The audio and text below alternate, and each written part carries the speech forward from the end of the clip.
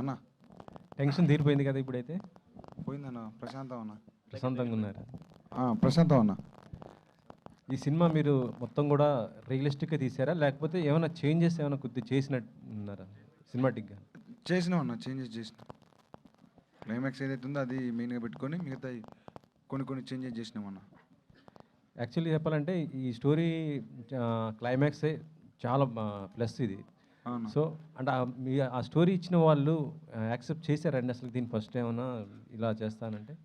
Accept చేయలేదన్న. చాలా సంవత్సరాలు బతిలాడితే వాళ్ళ కండిషన్ మీద యాక్సెప్ట్ చేశారు. వాళ్ళ పేర్లు ఆ కుటుంబస్తులు ఎవరైతే ఉన్నాయో వాళ్ళు ఎవరిని వాడొద్దు, మా అసలు ఏం జోలు తేవద్దు అనేసరికి తేవద్దని చెప్పారు. ఆ తర్వాత ఇక మేము అట్లనే చేసినామన్న. సినిమా రిలీజ్ అయిన తర్వాత వాళ్ళ రియాక్షన్ ఏమిటి?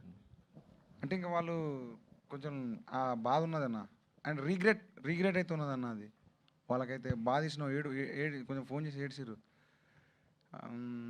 మళ్ళీ అప్పటి ఇక దాని మీద వాళ్ళు బాధపడ్డారు బాగానే. ఓకే, నితిన్ గారు.